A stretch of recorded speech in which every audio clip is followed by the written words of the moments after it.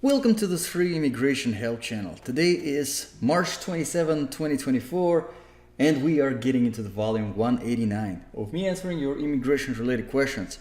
As always, before beginning this video, as I mentioned in every video, I'm going to mention it here. I am not an immigration attorney. This is not legal advice. All the information provided in these videos on this channel are directly from official government sources like USCIS and of course the Department of State with their visa bulletin. So let's start with the very first comment. Looks like it's just a thank you, very informative and detailed video. Thank you so much and bless you.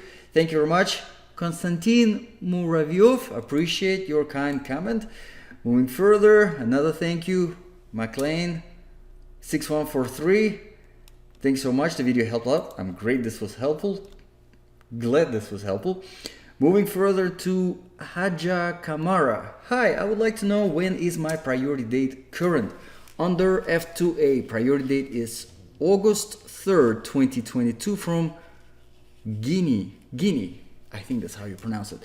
Okay, let's take a look at the visa bulletin and see what's going on for the F2A. So Guinea is going to be all chargeability areas. So for F2A currently, if we're looking at it on the chart A to see the full length of the backlog when the immigrant visa becoming available, currently the priority dates that are becoming current as of April 2024 are looking at September 8th, 2020, and you are in August.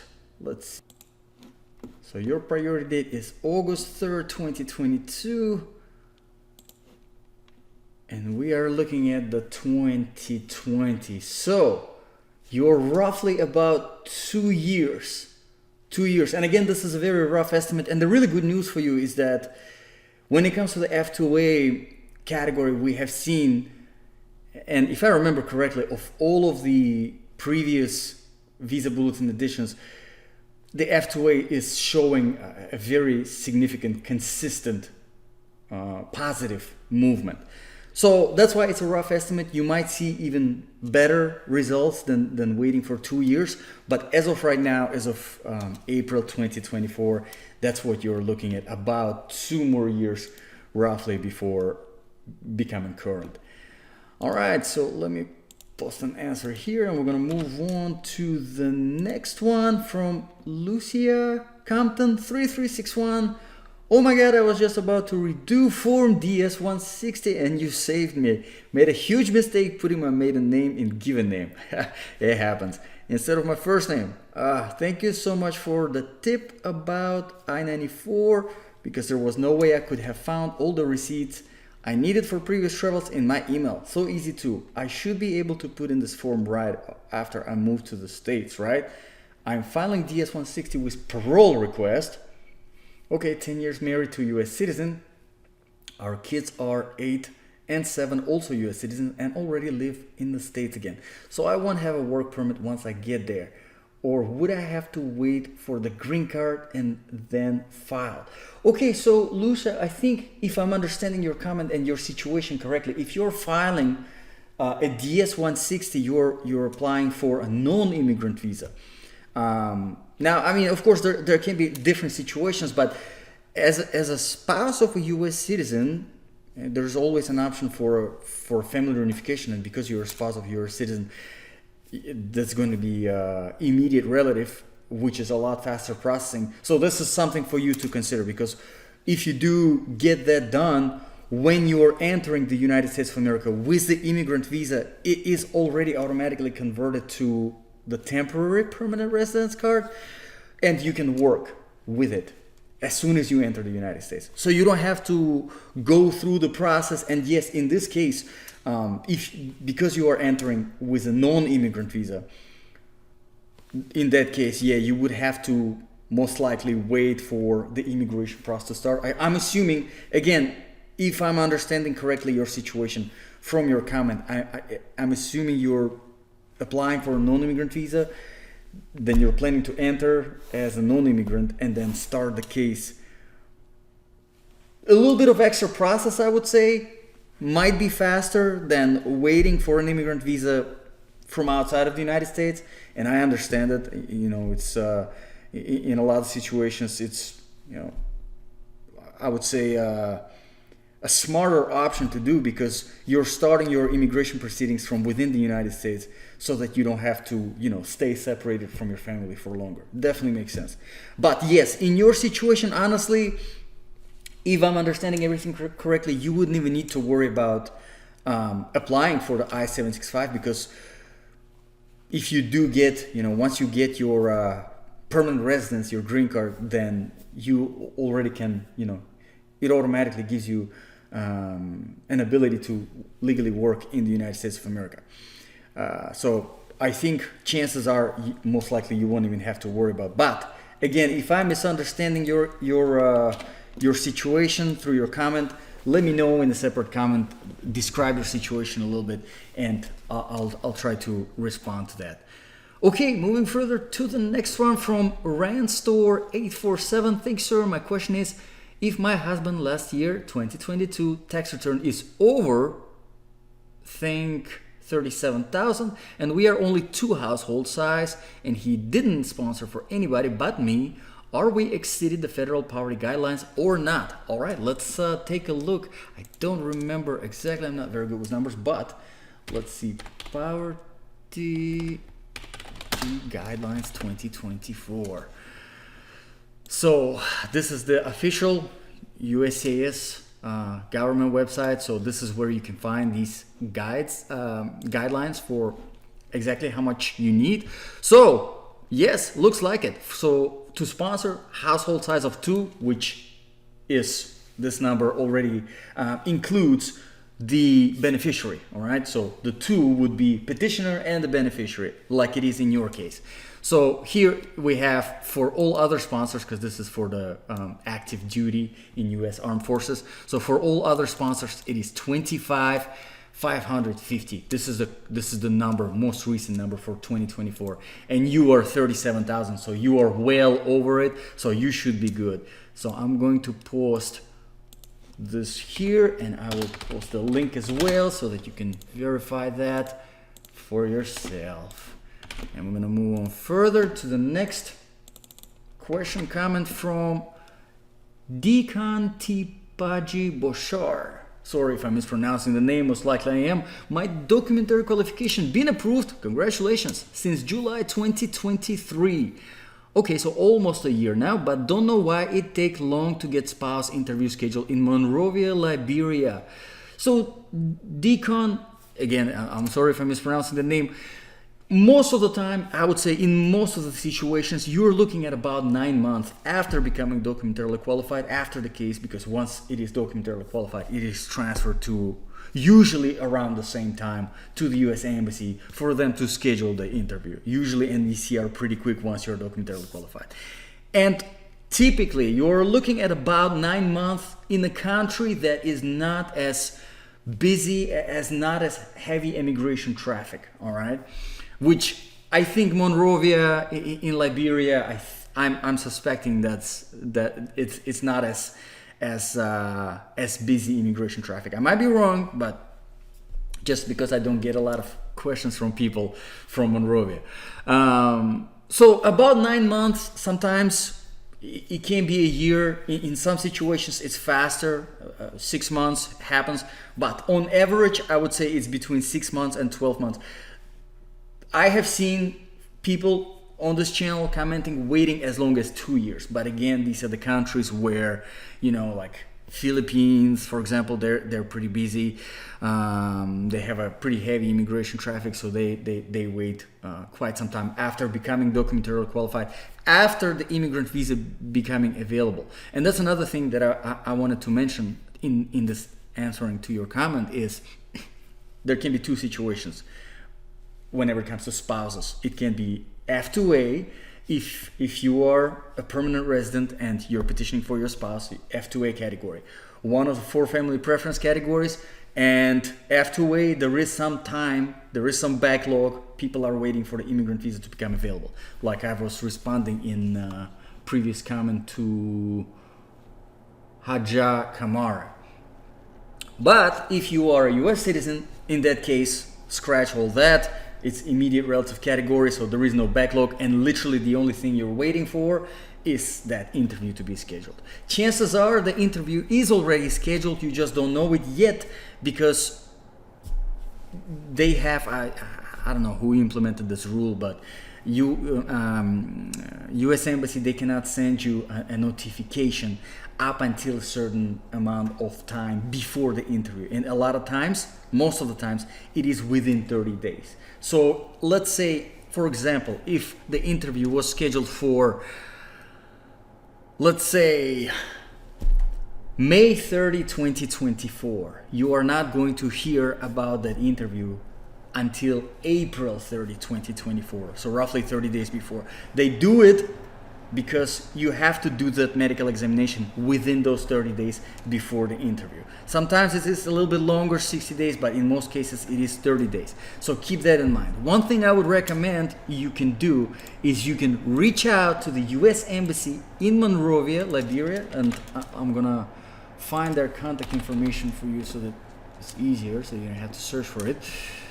And let's see, so I'm assuming Liberia, there we go, Liberia, and here we go. So this is their phone number. Give them a call, be polite, professional, let them know if your immigrant visa is already available, and if you are already documentarily qualified, you let them know. Say that it's been almost a year since you've been waiting for the interview to be scheduled, and ask if they can give you for the date when the interview was scheduled for. It's a slim chance. A lot of times they say no, we can't give you that information, but I have seen in some situations they do. You get some nice person on the phone and they don't have a problem looking into their scheduling system and saying, oh yeah, it was scheduled for whenever, and you will get your official notice for the interview 30 days before that date. And if you do get that information, please come back and confirm on this channel. It would be very helpful, I'm sure, for everyone else to know that these do sometimes work, these techniques.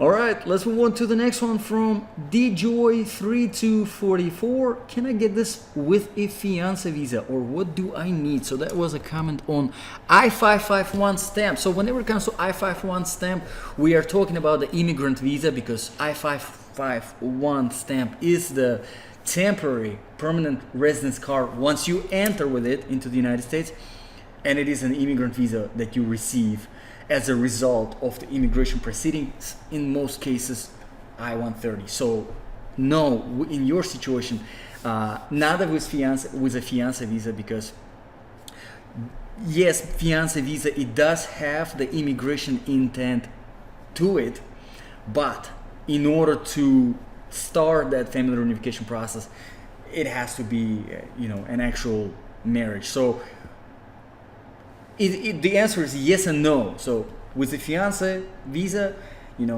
your future spouse, hopefully everything works out, she comes in and you decide to, because it is fiancé visa, obviously you have plans to get married, everything works out, you get married, you start the family reunification process, and that's how you get that immigrant visa. So hopefully that was helpful.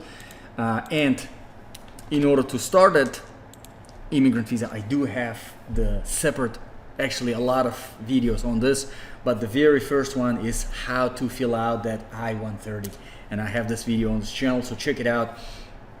It's a process. It definitely involves some time, definitely involves some familiarization, but you can do it all yourself if you stay on top of everything, if you're good with the paperwork, and you should be able to do it all yourself.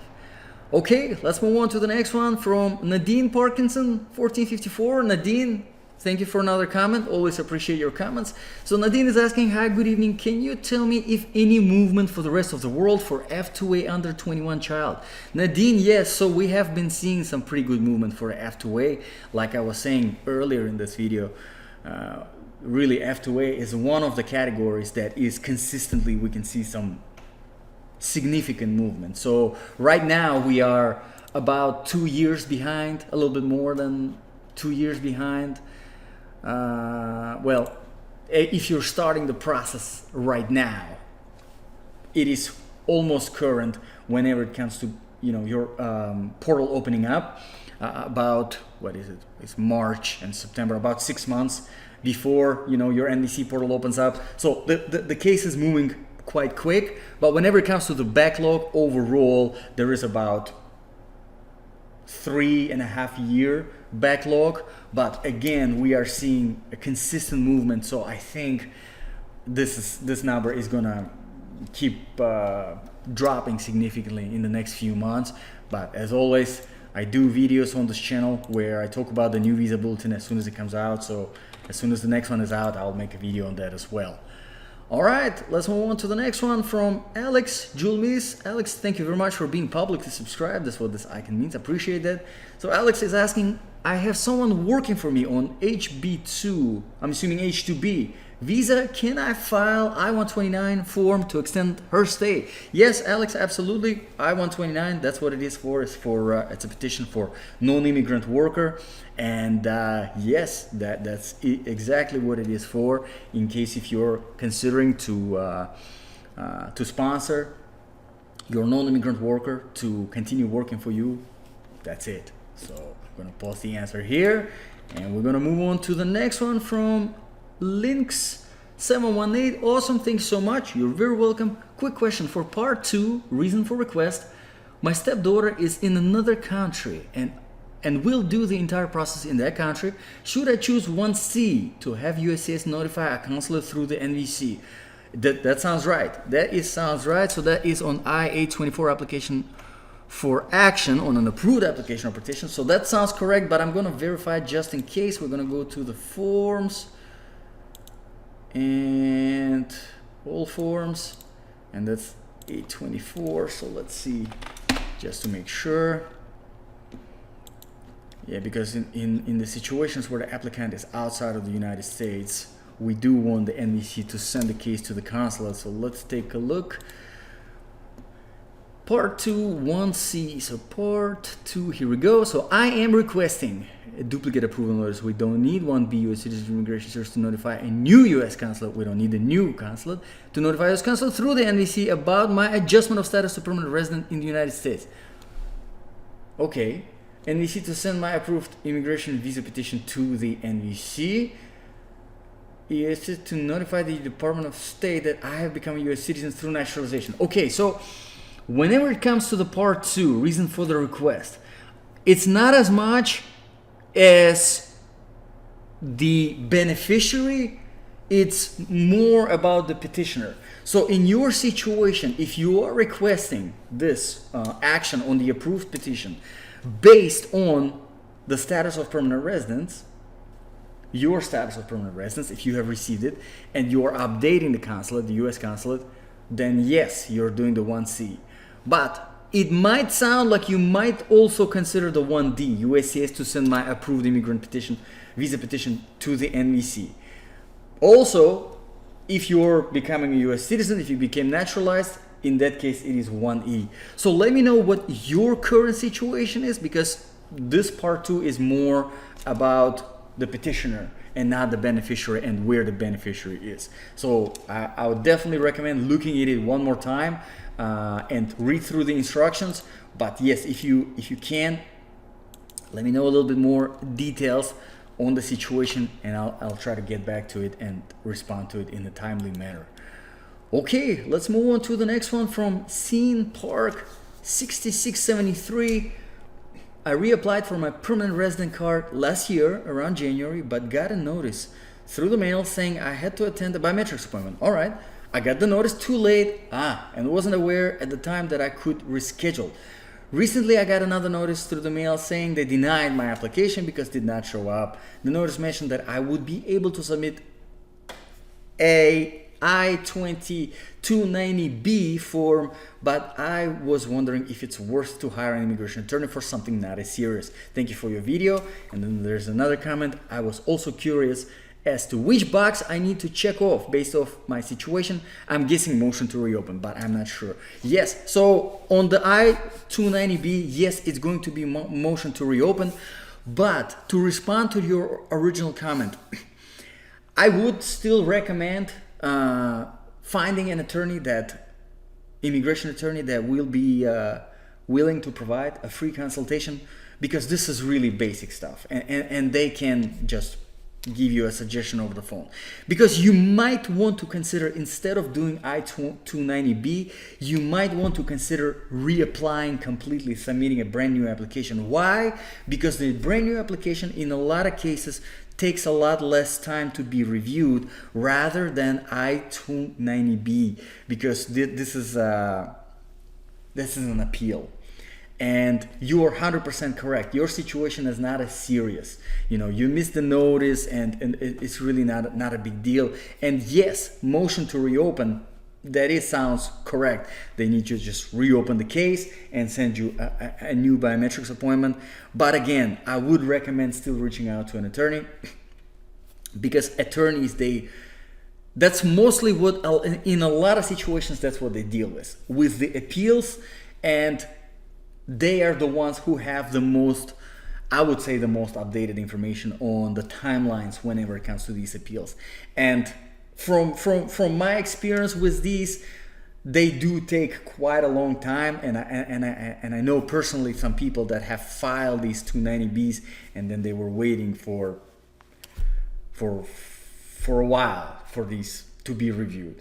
And yes, it is, of course, you're paying extra money again for the application, to file another application. But instead of waiting for forever until this motion to reopen is reviewed, and again, I'm not saying that it's going to take forever, but in a lot of times they do take longer than the application. So for that question alone, I would just to be on the safe side, I would reach out to an immigration attorney and see what they recommend you.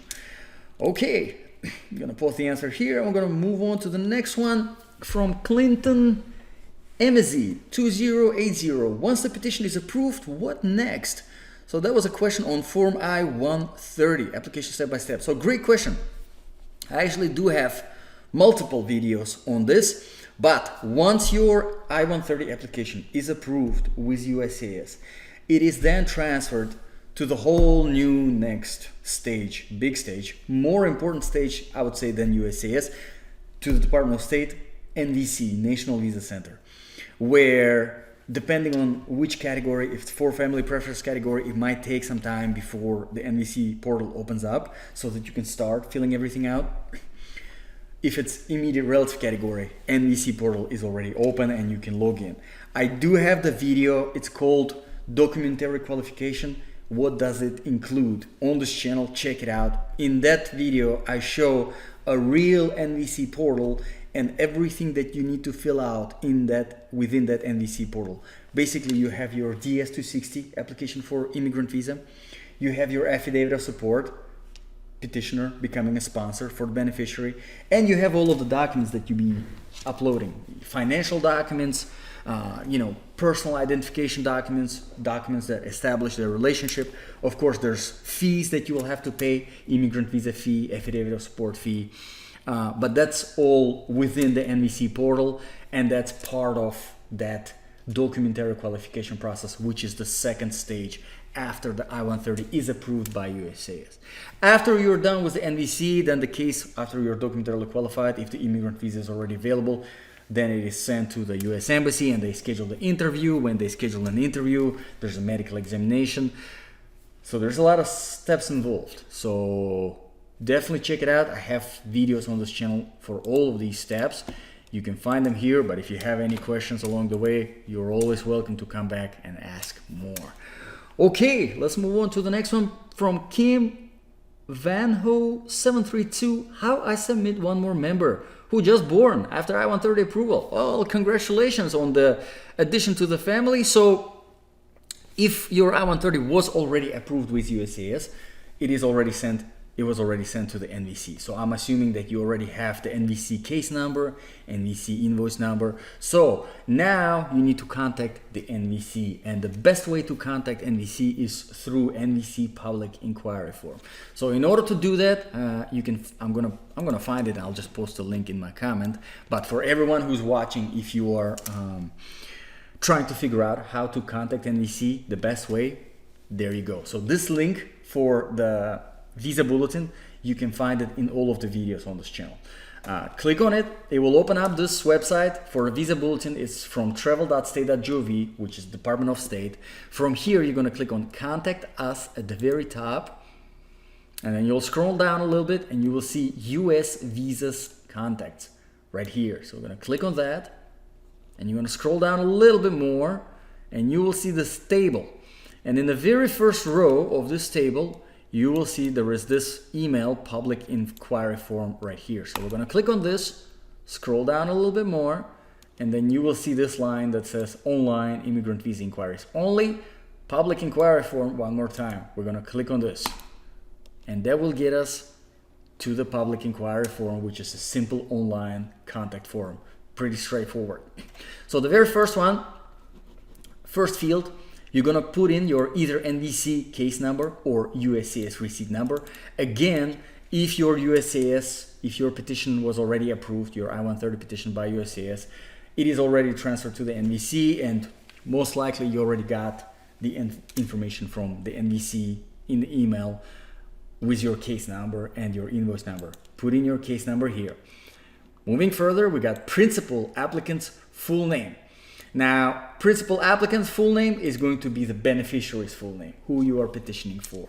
So their name here, principal applicant, beneficiary, date of birth, petitioner's full name, now that's the petitioner, who are you, petitioner or applicant, your email address, and then in your inquiry below, then in your situation, Kim Van, you're gonna be entering the details of what's going on. There's a new family member. You will add their information.